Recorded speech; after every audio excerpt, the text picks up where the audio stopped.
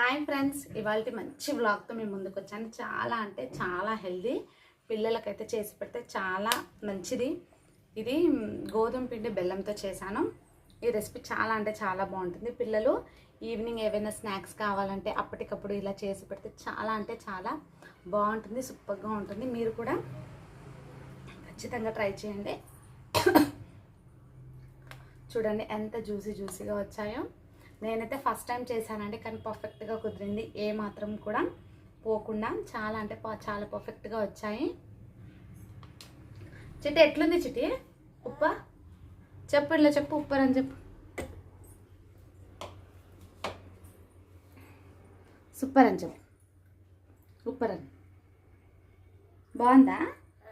బాగుందా? ఎవరు చేశారు? ఎవరు? ఏవి? అమ్మ ఏం చేసింది? ఇవి బాగున్నాయా? బాగున్నాయా?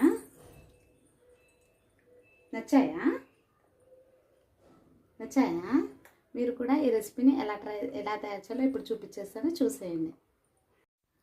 మీకు నేను చేసిన విధంగా రావాలి అంటే నేను ఇక్కడ చూపించే కొలతలతో మీరైతే ఈ వీటిని చేసుకుంటే మీకు పక్కాగా చాలా అంటే చాలా క్రంచీగా జ్యూసీగా ఇవనేవి వచ్చేస్తాయి. ఇక్కడ నేనైతే ఒక గ్లాస్ వరకు అయితే గోధుమ పిండిని తీసుకున్నాను. అందులో కొద్దిగా ఒక పించ్ ఆఫ్ సాల్ట్, అలాగే వేడి నూనెను ఒక 2-3 టీ స్పూన్ల వరకు వేడి నూనెను వేసుకొని పిండిని బాగా నూనెకు పట్టించిన తర్వాత కొద్దిగా వాటర్ని వేసుకుంటూ, చూస్తున్నారు కదా, మనము చపాతీ ముద్దలాగా బాగా మెదుపుతూ సాఫ్ట్గా మనం పిండిని అనేది ప్రిపేర్ చేసుకోవాలి. మరి లూజ్గా ఉండకూడదు, అలాగని మరీ గట్టిగా ఉండకూడదు. మనం చపాతీకి ఎలా అయితే మనం పిండిని ప్రిపేర్ చేసుకుంటామో అలా ఉంటే మనకు సరిపోతుంది. ఇలా మనము బ్యాటర్ని రెడీ చేసుకున్న తర్వాత కొద్దిగా ఆయిల్ని అప్లై చేసుకుని మూత పెట్టుకొని ఒక 10 నుండి 15 నిమిషాల పాటు పక్కన ఉంచుకోవాలి. చూసారు కదా, ఒక 15 నిమిషాల తర్వాత మళ్ళీ మనం రెడీ చేసి పెట్టుకున్న పిండిని బాగా మెదుపుకోవాలి. ఇలా బాగా ప్రెస్ చేస్తూ ఒత్తడం వల్ల మనం చేసేవనేవి చాలా క్రిస్పీగా క్రంచీగా అనేవి వస్తాయి. ఇలా పొడి పిండిలో డిప్ చేసుకొని చపాతీ కర్రతో ఇలా తాలుకోవాలి. మనము చపాతీలాగా పల్చగా మాత్రం తాలకూడదు. ఇక్కడ చూస్తున్నారు కదా, అన్ని రౌండ్గా కూడా మనకు ఈక్వల్గా మందంగా వచ్చేటట్టు చూసుకోవాలి. ఒక దగ్గర మందంగా ఒక దగ్గర పల్చగా రాకుండా ఇక్కడ చూస్తున్నారు కదా, అంతా కూడా ఇలా ఈక్వల్గా మనము దాల్చుకోవాలి. దాల్చుకున్న తర్వాత 4 సైడ్లు కూడా ఇలా కట్ చేసుకొని ఒక స్క్వేర్ పార్ట్ లాగా మనము రెడీ చేసుకోవాలి. ఇలా రెడీ చేసుకున్న దాన్ని ఒక నైఫ్తో కానీ స్పూన్తో కానీ ఇలా స్టిక్స్ లాగా కట్ చేసుకోవాలి. మరి పెద్దగా కాకుండా ఇలా మధ్యలో చిన్నగా కట్ చేసుకుంటే మనకు ఈజీగా ఆయిల్లో డీప్ ఫ్రై చేసుకోవడానికి ఈజీగా ఉంటుంది.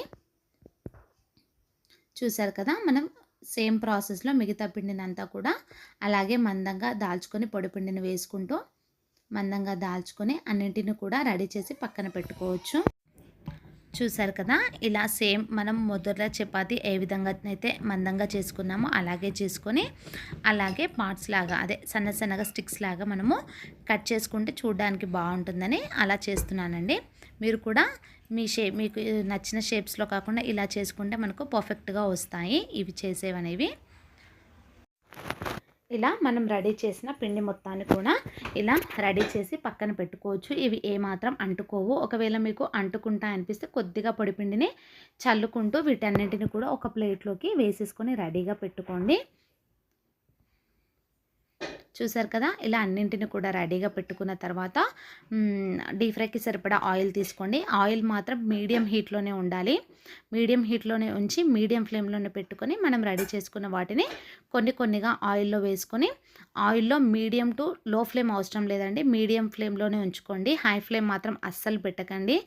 హై ఫ్లేమ్లో పెడితే లోపల మందంగా మెత్తగా పిండిలాగా ఉండి పైన కాస్త క్రిస్పీగా వస్తాయి, తర్వాత మనకు పూర్తిగా మెత్తబడిపోతాయి. కాబట్టి మీడియం ఫ్లేమ్లోనే ఉంచుకొని బాగా ఒక 2 నిమిషాలు లేట్ అయినా పర్వాలేదండి, మీడియం ఫ్లేమ్లోనే ఉంచుకొని బాగా అటు ఇటు రోస్ట్ చేసుకొని గోల్డెన్ బ్రౌన్ వచ్చిన తర్వాత ఆయిల్ నుంచి నెమ్మదిగా తీసేసి ఒక ప్లేట్లోకి రెడీగా తీసుకొని పక్కన పెట్టుకోండి.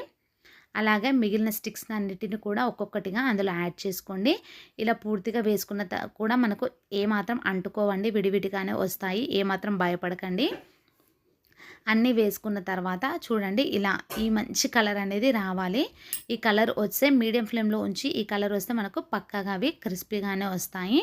తర్వాత మనం ఏ గ్లాస్‌తో పిండినైతే తీసుకున్నామో అదే గ్లాస్‌తో హాఫ్ గ్లాస్ బెల్లాన్ని వేసుకున్నాను. మీరు కావాలంటే చక్కెరని కూడా యాడ్ చేసుకోవచ్చు.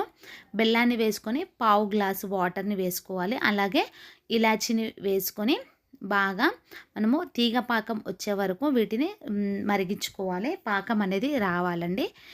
మనం చేసే స్టిక్స్‌కి పాకం ఉంటే చాలా బాగుంటుంది. ఇందులో కొద్దిగా నెయ్యిని వేసుకోండి. ఒక 2 టీ స్పూన్ల వరకు నెయ్యి వేయడం వల్ల షైనీగా మనకు వస్తాయి. మనం రెడీ చేసి పక్కన పెట్టుకున్నాం కదా డీప్ ఫ్రై చేసి, వాటన్నిటిని కూడా ఇందులోకి వేసేసుకోండి. బెల్లం పాకంలోకి వేసేసుకొని మీడియం ఫ్లేమ్‌లో ఉంచి ఇలా 1, 2 నిమిషాలు కలుపుకున్న తర్వాత గ్యాస్ ఆఫ్ చేసేయండి. గ్యాస్ ఆఫ్ చేసి వీటిని పూర్తిగా చల్లారనివ్వాలి.